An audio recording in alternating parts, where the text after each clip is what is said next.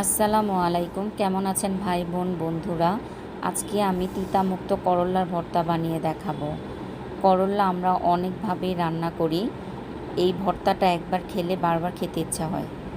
প্রথমে আমি একটি বড় করল্লা নিয়েছি। এই করল্লাটা যতটা সম্ভব পাতলা করে কেটে নিব। আমি পাতলা করে করল্লাটা কেটে বিচিগুলো ফেলে নিয়েছি। তারপর একটি প্যানে সরিষার তেল দিয়ে নিয়েছি। সরিষার তেলটা গরম হলে কিছুটা শুকনা মরিচ দিয়ে শুকনা মরিচটা ভাজা ভাজা করে নিতে হবে। তারপর আমি এর মধ্যে বেশি করে পেঁয়াজ কুচি দিব।